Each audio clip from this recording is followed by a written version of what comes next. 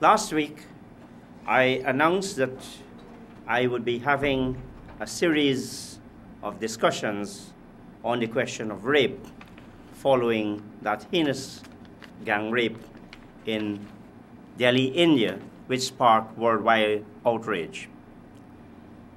On today's Plain Talk, I've got Swami Aksharananda, principal of the Saraswati Vidya Niketan High School.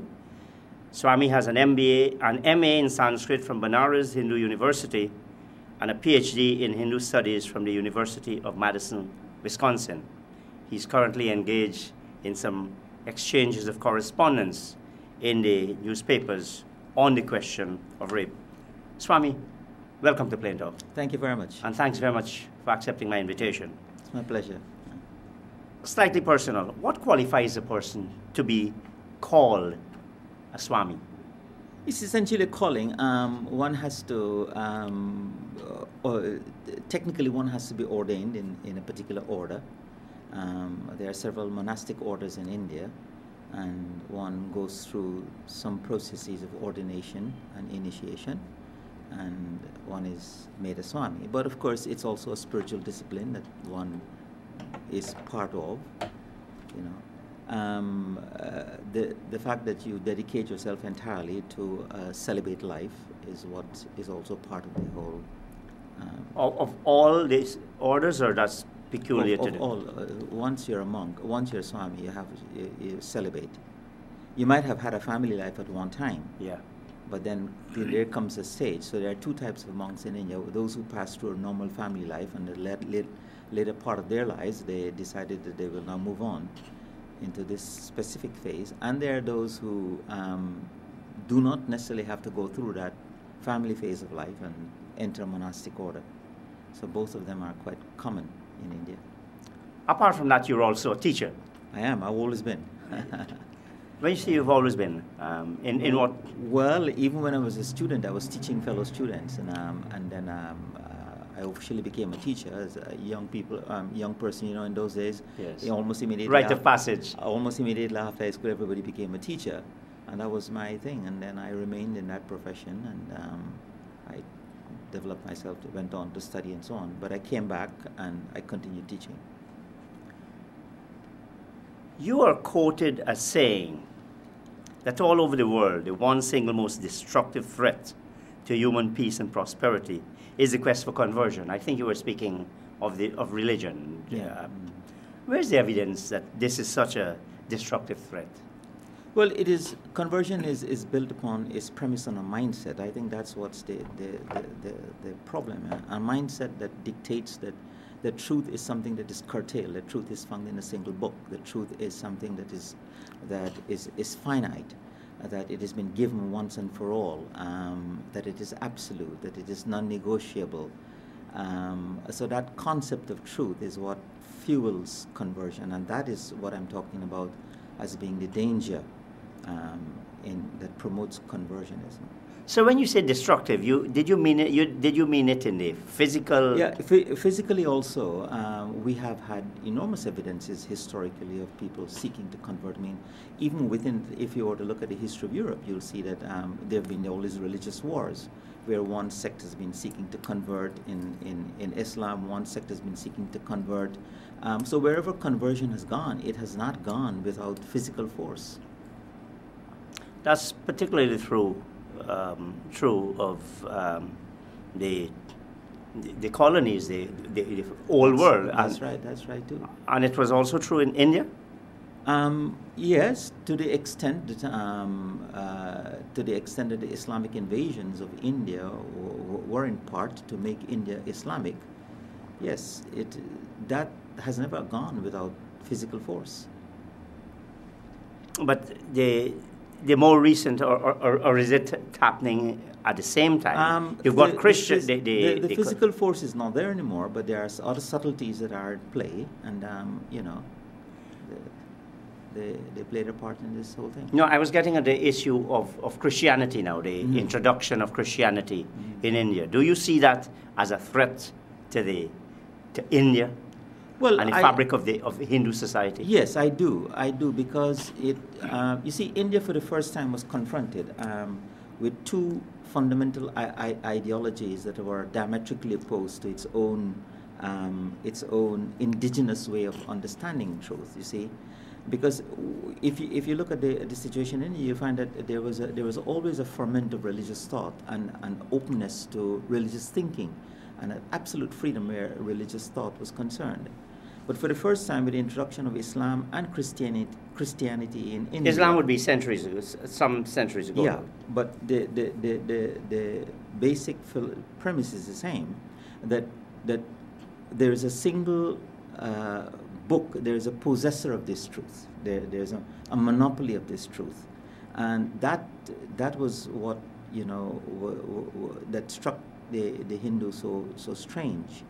That whereas we have this view that truth is an open-ended thing, here comes a thinking for the first time that you're exposed to something like this that says, hey, truth is confined in a book, one person knows it, everybody else is wrong, everybody else goes to hell who doesn't have this truth.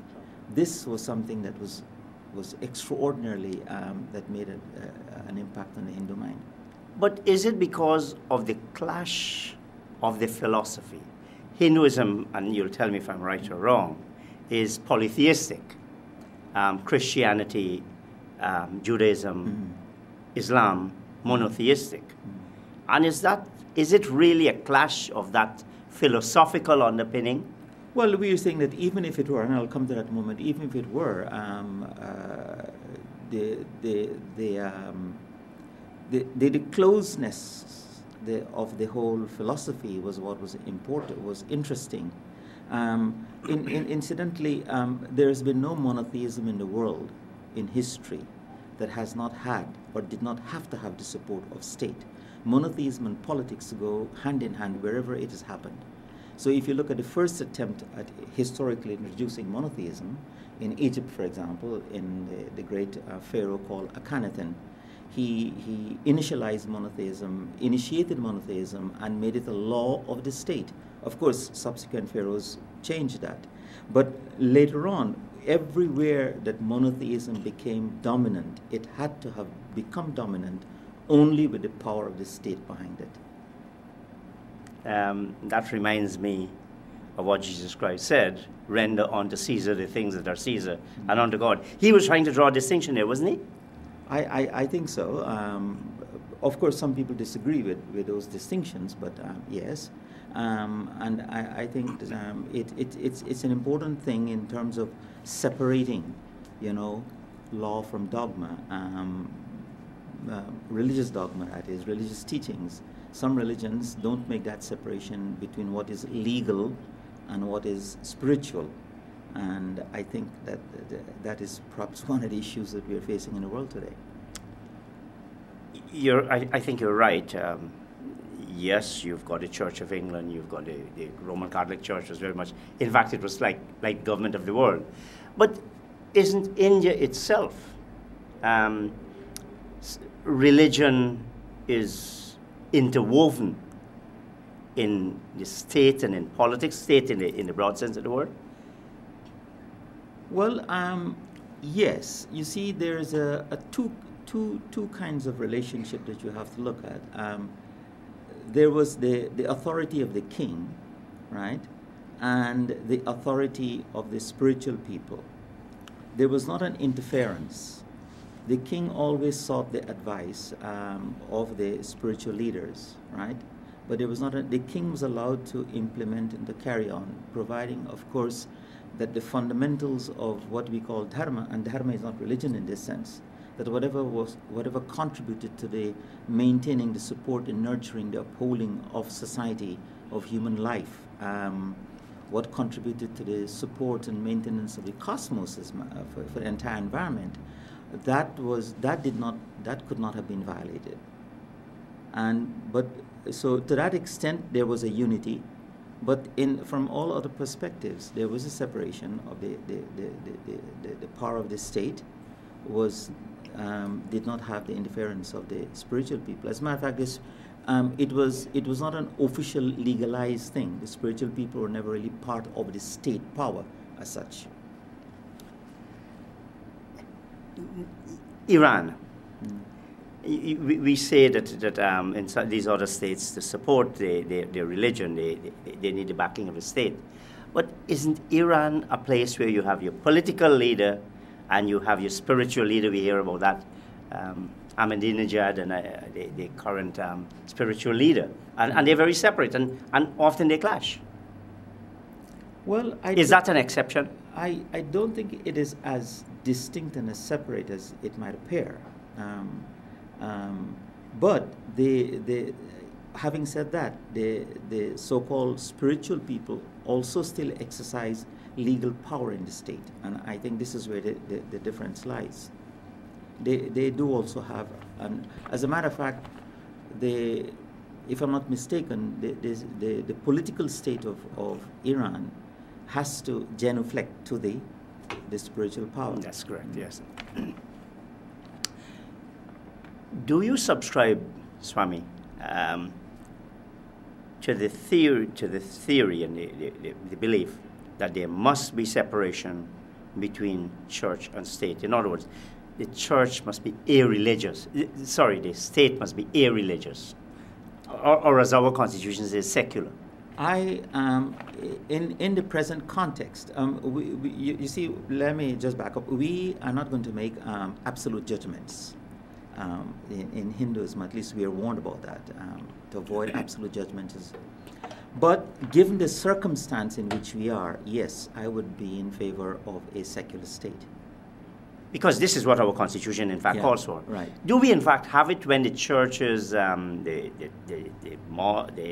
religious community, can say to the president, even when a constitutional amendment is passed, that they don't want it? Is that proper?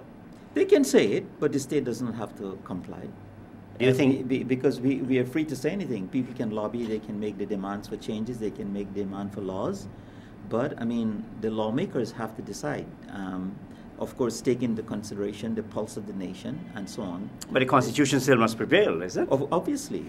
What was your position, Swami? And I didn't do the research on this. What was your position on the sexual orientation provision that was passed in the constitution, but President Jagdeo then refused to assent? I would rather not want to get into any specific details about personalities, but in a general sense. No, I'm speaking about, purely as an example. My personal view is that people, from a Hindu point of view, and personally also, we really are not troubled by people's sexual orientations. It does not constitute an abomination for me. It does not constitute a violation of, as some people say, it is a violation of God. For us, it is not so. You can't violate God. You can't, So from a Hindu, primarily from a Hindu point of view, it is not an abomination for us. We're not going to go and promote a particular lifestyle. But you wouldn't pronounce judgment? No, far from it. We would not do that. And I would support an individual in his or her quest for her own integrity. I will have absolutely no problem in saying that I stand by you. You mentioned God just now. Now, given our paradigm, our education, our thinking, we tend to think of God as all-powerful, all-knowing, everything. How does that fit in with the Hindu concept of God, which polytheistic? It's many gods? Well, let me interject here. You see, the words like polytheism and monotheism really can't apply to India, right? The situations are much more complex than simplistic terms like polytheism and monotheism. No, but we're talking about God here rather than just India, right, or any country. So, in a sense, you can say that we don't speak of one God or many God. For us, we speak of God only. So Hindus say that God is one or God is many, right? Because we understand the concept of divinity to exclude every possibility that one can think about. To exclude? To include every possibility that one can think about. This is our concept of divinity cannot be closed, right? This is our whole idea. This idea where I think that Hinduism has an important lesson to teach the rest of the world. That it cannot be closed. It has to be inclusive of everything, male, female, black, white, young, old. That is why we don't have a problem with a notion of God as being feminine. Whereas in the dominant patriarchal systems of the world, you can't even begin to imagine God as a feminine.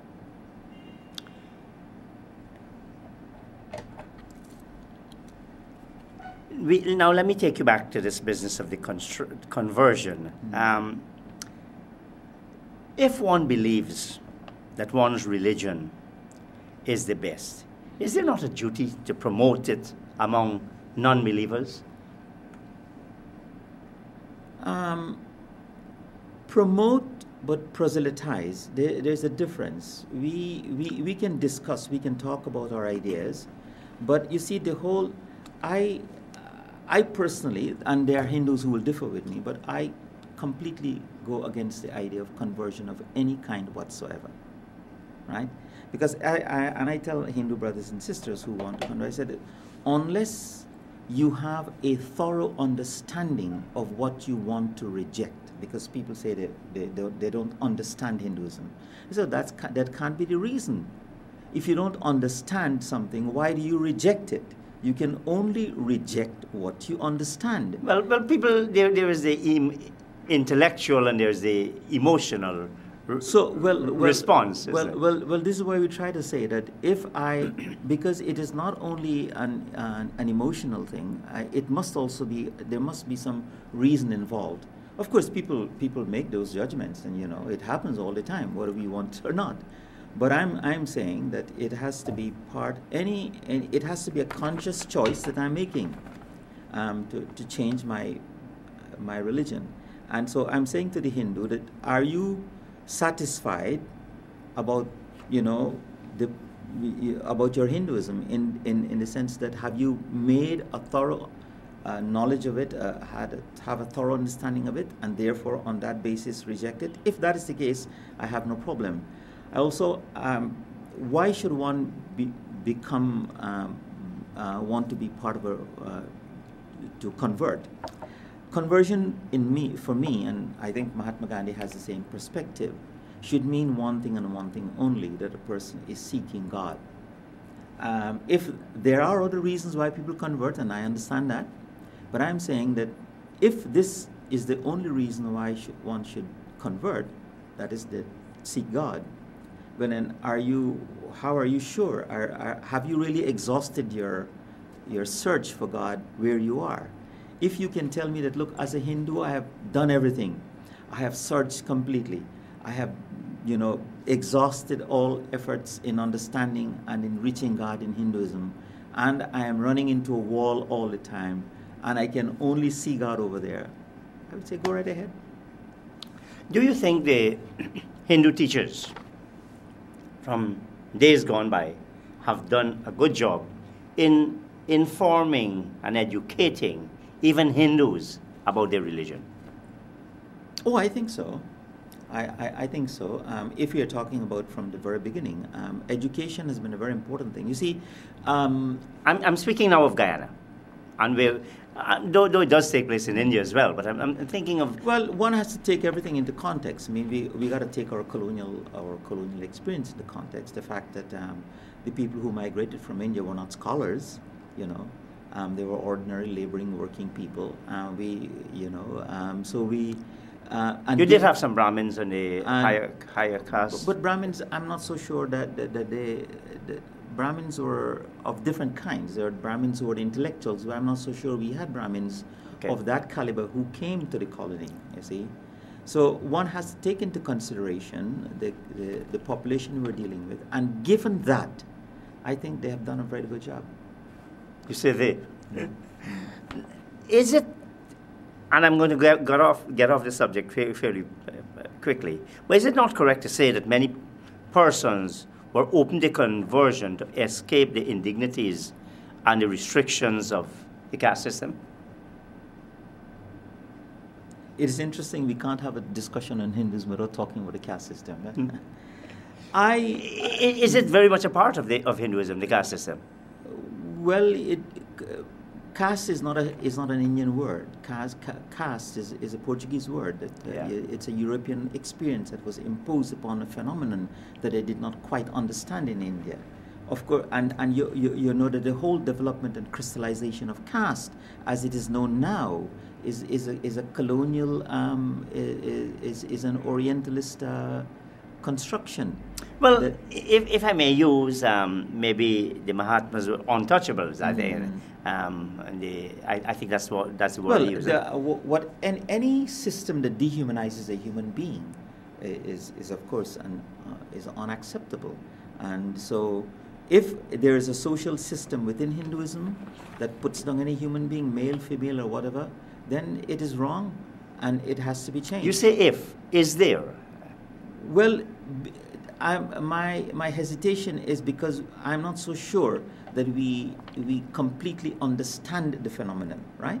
So to the extent that we do not understand. That is why I'm a little hesitant, and I'm premising with if, right?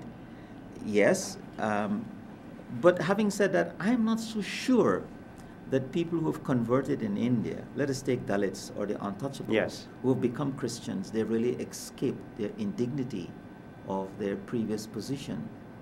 Because the Christian church in India is equally ridden with untouchability. On the question of India, Arundhati Roy said India has lost its innocence. You know, the days of the Ravi Shankar and Harris, where you went to India for spiritual reawakening. Does that India still exist? Of course. India means many things to many people. I mean, one has to take into consideration that Arundhati Roy is a Christian woman who has her agenda, right? But yes, when you say agenda, do you mean that disparagingly, or isn't she a social rights activist? Well, yeah, you can say so, but an activist who always and invariably finds herself against Hinduism. Against Hinduism? Yeah, so one has to take that with some, in perspective, right? But having said that, yes, I would say that India is still a place where you can, perhaps if there's any part in the world today where one can go for that kind of spiritual realization, still available, it's India. The literature recounts the prevalence of sexual violence and domestic abuse in the Indo-Caribbean community during and in the post-indentureship period, when embrace of religion, either Islam or Hinduism, was still strong among the immigrants. How do you explain that? Why was there so much violence then and now? I do not think, violence is wrong in any kind of violence, especially the sexual violence. It was there. I think that also sociologically and historically, because of I'm sure you know part of our history, that women were basically one quarter of the number of people brought from India, and so that posed. I didn't even think it was that many. Yeah, as many as 1 in 4. I thought it was less. Well, at some point in time it was less, yeah. But when you take the overall thing into consideration, so that itself posed a serious social problem in the society. That is not excusing anything, but it did pose a problem where there was a lot of competition among men. And it led to violence, a great deal of violence in the early phase of our colonial history here in Guyana. But I don't think that our life was any more violent than what we find anywhere else in the world. I don't know if there are any statistics that supports that. Well, I am relying on I learned from this morning's newspapers.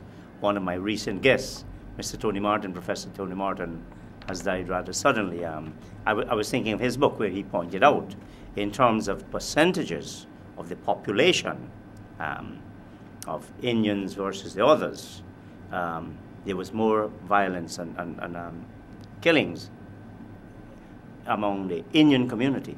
At that early stage, I wouldn't know, seriously wouldn't know that, Chris, if I mean, what the statistics were. But obviously, from a Hindu point of view, it had nothing to do with religion. It might have been a social or cultural thing. Yes. Because we are also, we've also come from a male-dominated society. We're also patriarchal, right? And that man thing to dominate and to control a woman was part of the Hindu thing as well. Yes. India still remains a largely patriarchal society. It is. It is a patriarchal society. It is a male-dominated society. Again, I've been reading about this organization, Jahaji Sisters. You must have heard about it. Jahaji Sisters. Yes, it was formed in the U.S. It's a U.S. Caribbean organization to support Indian women leadership development, prevention of gender-based oppression, advocating for their politicization. Do we have any similar kind of organization in Guyana that you think, and if we do, how effective? I'm not so sure whether among Hindus we had an effort by Raihan Shah many years ago that was actually, that didn't get very far, where they were trying to focus on women. And but I don't think that after that we've had anything. I understand some of the religious organizations may have their women's group within them, but I'm not so sure about the extent of their social involvement. There is a fledgling attempt to start a Hindu women's organization, part of which is to focus on issues affecting, social issues, wider social issues, not only for women but for society as a whole. But as I said, it's a new effort, and of which I'm part, in assisting to formulate and get going. And I hope that maybe in time, it will play a role in our society. To what extent, both at the level of the school and in terms of the temple and your leadership role in the temple, do you advocate a more conscious, more tolerant, and equality of relationship between male and female? My God, I don't know if advocate. Sometimes I demand it. I mean, it is more than just advocate. Yes, that's part of my, because right now, if you look at Hinduism, the way it is managed in Guyana, you will see some structures. You look at almost every temple, and the movers and shakers of every temple are the women. I mean, women play an important part in every temple in this country. You go to any religious function, and it is the women you see. They're doing all the work. But is there a glass ceiling? I don't think so. When you say they do all the work, yeah. All the activity, the organization, you go to every function, they seem to be so... They're the ones who support the temples. There is secretaries and presidents also, and that is beginning to happen more and more, right? In my temple, for example, and temples in which I have some influence, most of the ritual performances are now with children, among whom girls are dominant. What percentage of the students in your school is female? Well, we have 258 girls and 158 boys. But that says it. The level of violence in Ghana still, you pick up the newspapers, it's very depressing. Somebody gets killed, somebody... why do you think there is so much domestic violence in Ghana? And do you think there's a disproportionate evidence of it among Hindus? I'm not so sure. You see, the whole thing, we look at this thing from a personal point of view also. We look at violence as a kind of an issue because it comes from something we call anger or krodha, right? As something that one has to deal with. Yes, we need legislation, and we need legislation to help us come out of all of this, but at the same time, we also have to operate at a personal level, that if I want change, I must be able to transform my own personal You must be life. the change. Yes, and that is a challenge I pose to myself and to others, that we want change in society, but we must not only talk about it, we must not request change of the others. I have to live my truth. I have to live that change. And Was it Gandhi who said, be the change you want to be? I think so, yeah. But Hinduism places the emphasis on social transformation on the individual. So that is why in my discussion with these people on the rape issue, I'm saying why excuse the man from the responsibility? Why pretending as if this man is merely a victim of his passions and he has absolutely no control over that? Yeah. You know, and I'm saying no. We have to look at ourselves first of all. So transformation, social transformation begins with me. Spiritual transformation begins with me. This is how I say it. You mentioned legislation. We have fairly strong domestic violence legislation, sexual offences legislation. Are you satisfied that they're working effectively? And the mechanisms to support the legislation are in fact there? I'm not so sure about all the details of it, but let us look at it one way. No matter, in any society, no matter what the legislation is, legislation means people who have to implement them. Legislation means people who have to work them out. And if we have people with a certain mindset about women in the society, if you have a police officer who believes that it's okay to hit a woman, if you have a judge, if you have a magistrate, if you have a prosecutor, all of whom are going to say, you know, it's all right, then... Increasingly these days you're seeing priests and pastors, etc., being involved as well. So you see, so it's that mindset that we have to deal with. Of course, at all levels. I'm not saying that we need to exclude legislation and law, but more importantly, we have to do it at the level of the society, of education. And that is where I believe our challenge lies, and I believe that that's where we have the best chance of success, when we begin to educate our people, ourselves, who must be the examples of all of that. And I think that, you know, we have a better chance of... Do you think alcohol triggers domestic violence? I think it plays a part. I think that we are not totally... I don't drink, so I don't know, but I don't know if you take it, you might be able to... I don't either, so I can't help. But from what I understand and follow and read and so on, one is not in full control of one's faculties when one is under the influence of liquor. And that is why many people claim that they're sorry. But if you're not in full control, then we saying, as a matter of fact, we have our youth group, and one of the pledges we asked them to make, among other things, no eating of beef, no consumption of alcohol, not to serve it, not to be around where it is served, not to be part of it, you see. And it's all dealing with young people.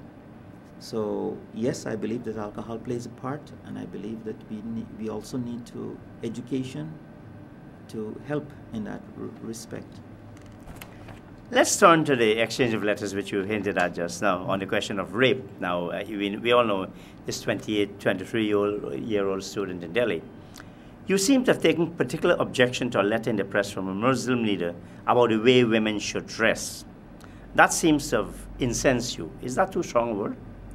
Incense is perhaps too strong a word. It concerns me because, you know, years ago Martin Luther King says that a person's character should not be judged by the color of his skin. But the I'm content saying of his that character. a person's, you can't judge a person on the clothes. If you can't judge a person's character by the color of the skin, how less are you in a position? Well, to you have judge? less. You have no choice on the color of your skin. Yeah.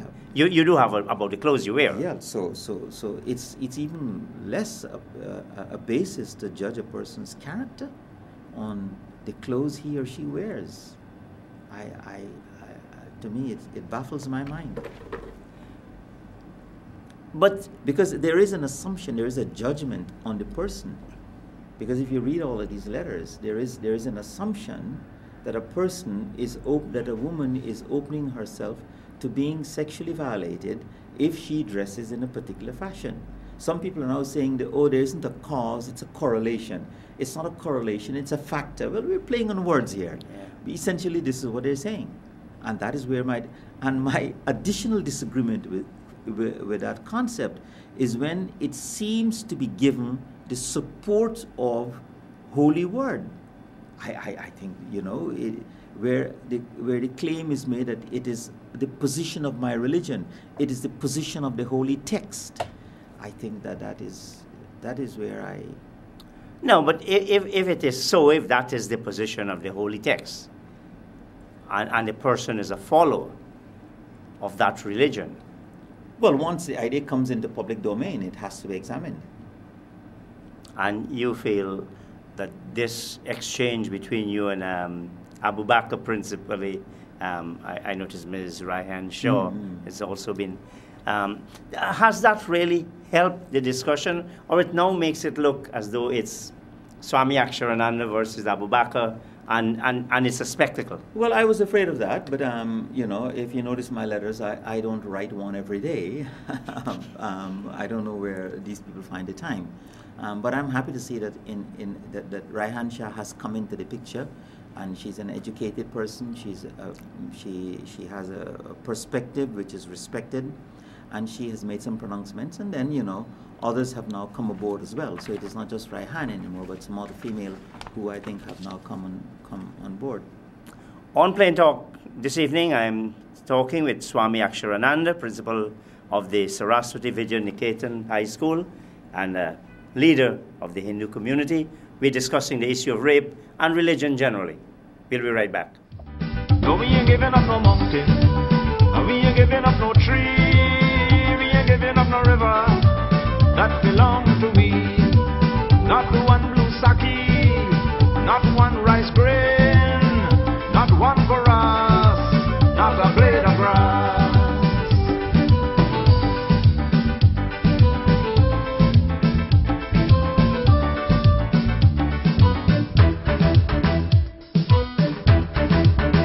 This land is our land now.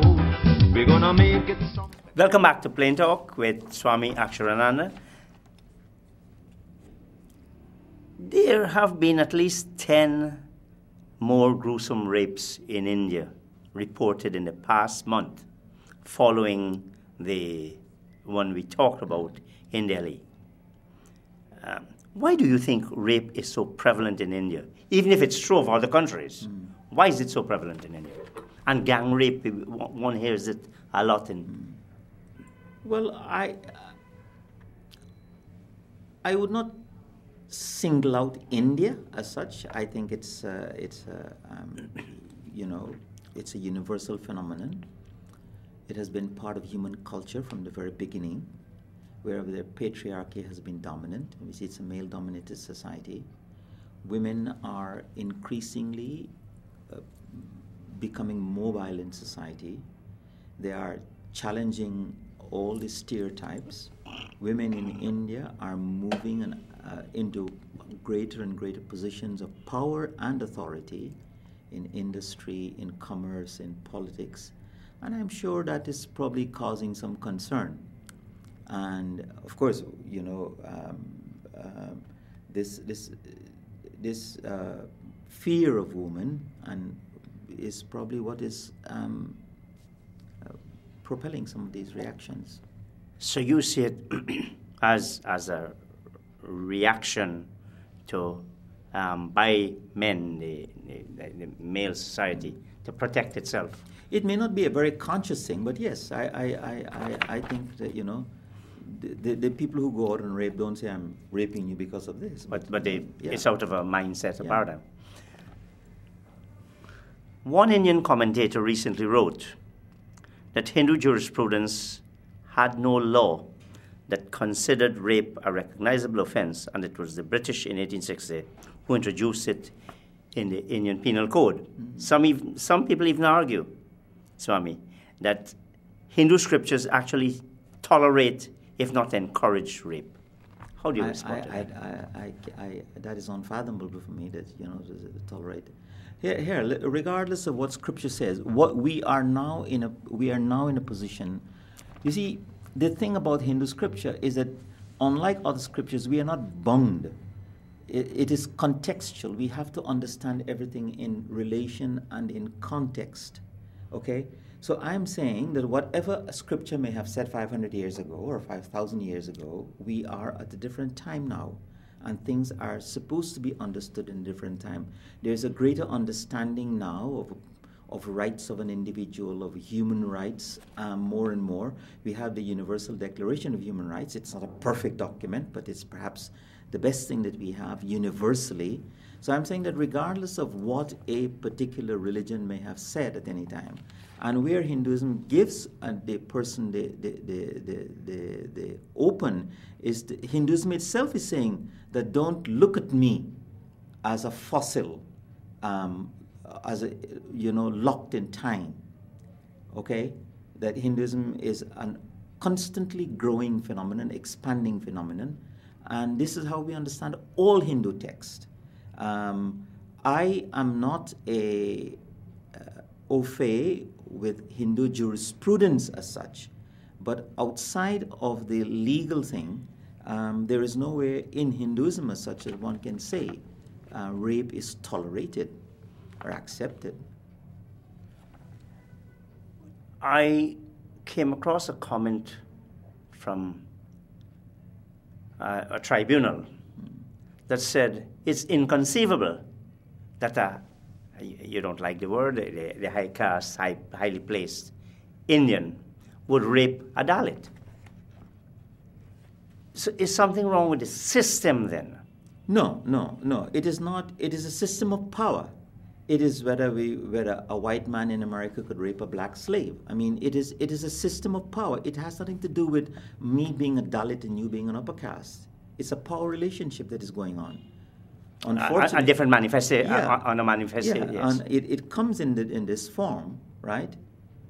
If that Dalit had been someone else, or if that high caste, upper caste person had been someone else, the same power play would have been there.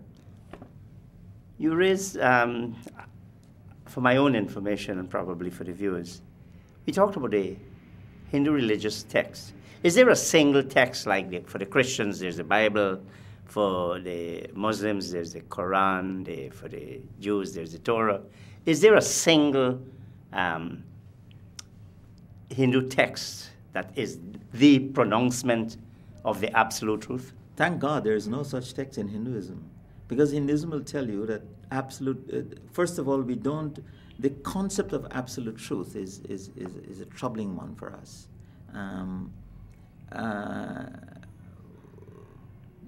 You can say Hinduism in some way is like science, because science does not speak of an absolute truth. Science is a quest for truth, quest for understanding. And I think this is how I see Hinduism, as a constant inquiry. If Hinduism commands of anything of its followers, is this viveka, to inquire, to know, to question. Because all the spiritual teachers have encouraged questioning. As a matter of fact, the Bhagavad Gita, 80 verse of the 700 verses, more than 10% of them are questions. We have a whole Upanishad that is called Prashna Upanishad, the Upanishad of questions. You have the whole the episode in the Mahabharata where the Yaksha. And those are all religious books. Yeah. And I'll come back to that just now. The episode in the Mahabharata of the Yaksha, which is all question and answers all the time. So there is no single book in Hinduism, and I think that has to do with how Hinduism understands truth.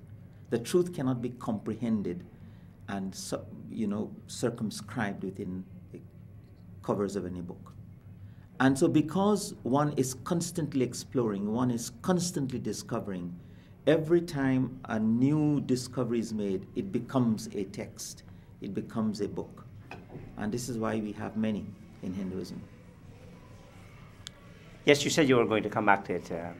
Well, this is exactly the point I wanted to make, that we don't have a single book because truth is of that nature that it cannot be contained within a single book. We talked about the economic factors that can drive rape, maybe the sociological factors that can drive rape, the cultural, the caste system. Rape also seems to have been, well, we know it's been part of wars over the millennia. Mm-hmm. You kill the men and you rape and you. Rape seems to be part of the Hindu Muslim conflict, and I'm going to mention this specifically, Hindu girls being targeted for rape in Pakistan and Bangladesh, particularly the Sindh province. In 2010, the Asian Human Rights Commission said that some 20 to 25 Hindu women are forcibly converted and sexually assaulted every month. Does that bother you in any sense, in any other than the general sense that rape does? So yes, you're concerned about rape, but look at the factors now driving it. Yeah, let me put it this way, that whenever there has been conflicts in India, let us take India, that whoever been involved in this conflict, as you said, historically in wars, that rape has always played a part in it, right? Because the way I can humiliate you, this is the thinking, this is how the thinking goes. I humiliate you by raping, quote unquote, your woman, right? So this is how it has gone on. The liberation war in Bangladesh, that's an episode of rape that is hardly being talked about. That's correct. Right? That's correct. It is perhaps the worst episode of rape, or large-scale military rape that is known anywhere in the world. So rape goes on. Where my concern is, where one invokes religion to support it, one invokes a holy book to support it. This is where. Well, does anyone do that? Use a holy book to support rape? As a form of punishment, yes. It is not only Hindu women who are penalized.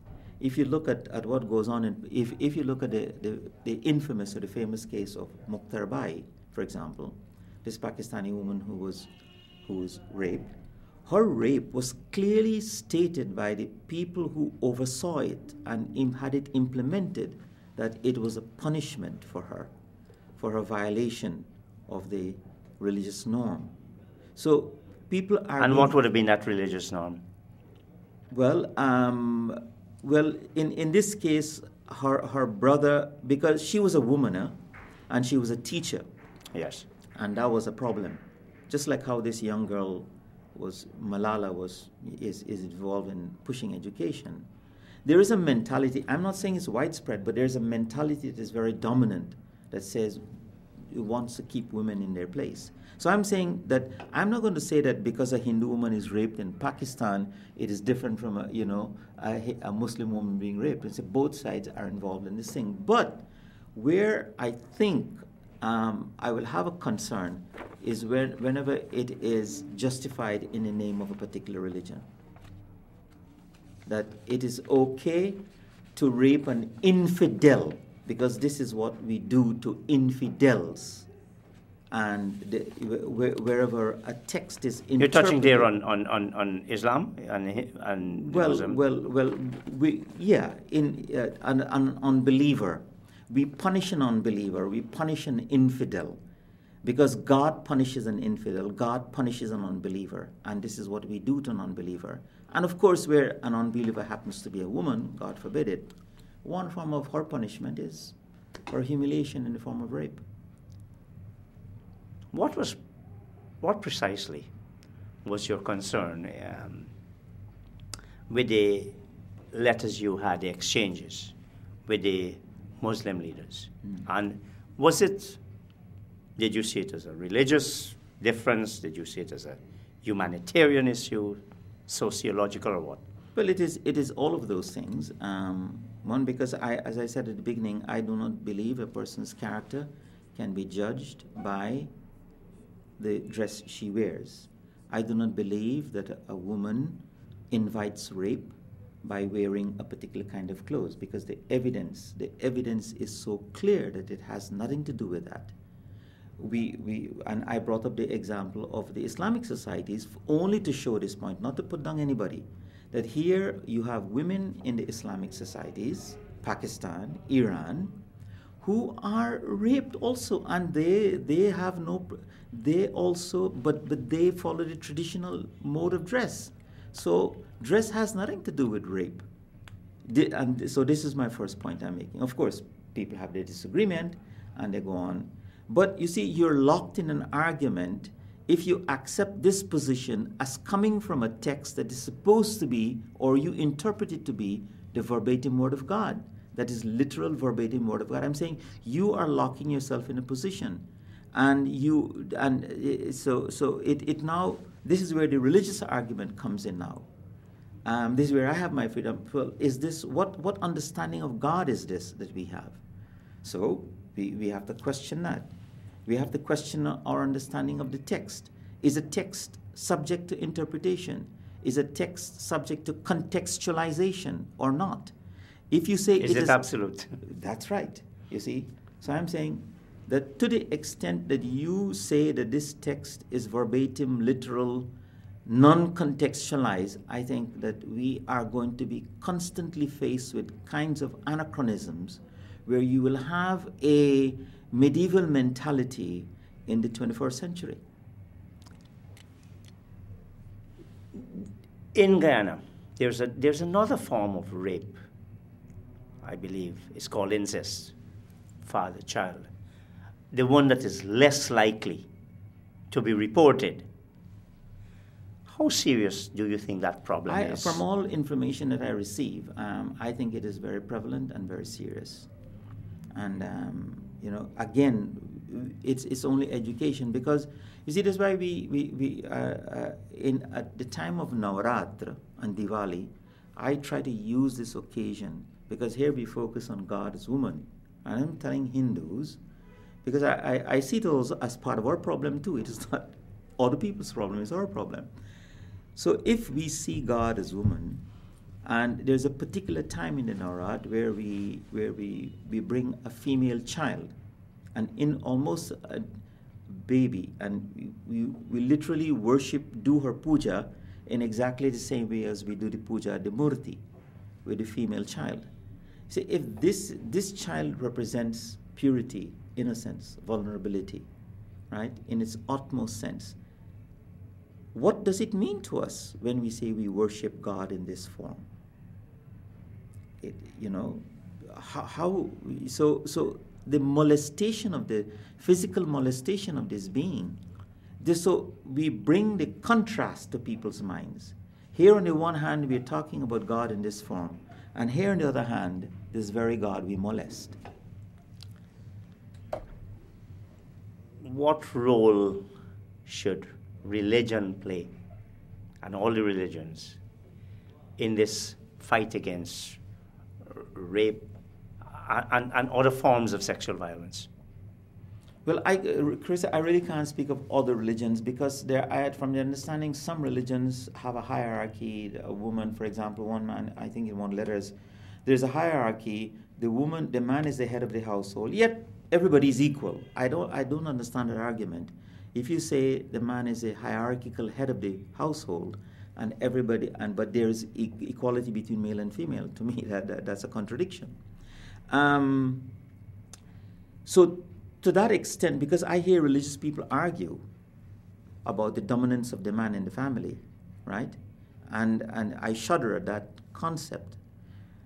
So to that extent, I feel they may have a very limited role to play in creating a consciousness and making a transformation. But I believe on the whole religion should, because if we talk about decency, about morality, about justice, about truth, about non-injury, ahimsa, about compassion and about love, why don't we extend all of these things without any conditions? Take your temple, your stream in the temple. Can you have a woman leader? Yes. And that is becoming more and more a reality now in our society. So we have, what would you call a female Swami? Oh, in Guyana, no, not at all. No, I'm talking about it, not here, but I'm oh yeah. There are many. What do you call them? They're called Swaminis. Swami? Yeah. Okay. Yeah. Recently we had one who came to Guyana through the Chinmaya mission. Yeah, we do have them. So there's no distinction, male and female. They're there.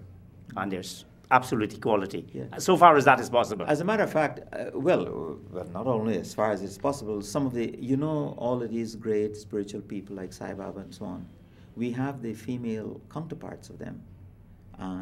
Anandamai, who was located in Varanasi, Ammaji, she has a completely world following, you know, and it is interesting to see how she is able to make an impact, you know, on this whole male-female kind of thing.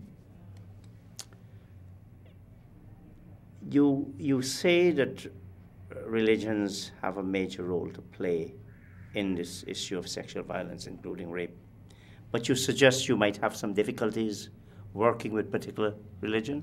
Yes, because if they're going to equivocate on this issue and say that perhaps it is permissible to beat a woman, or it is, you know, the man is the head of the household and that has certain implications, then there will be some issues there for me. You wouldn't like to name any religion you'd find difficulty working with? Well, I mean, in Guyana, the way it at least been presented to me, both Islam and Christianity, but within them there are certain, for example, Catholics, I have no problem with their perspective on sexual orientation, on the rights of women, though of course the Catholic Church has a certain hierarchy. The people who are here in Guyana, they seem pretty open, and I have my Catholic friends in the United States who are, among whom are women, and they are also calling, you know, some of them have been bold enough to separate from the Catholic Church.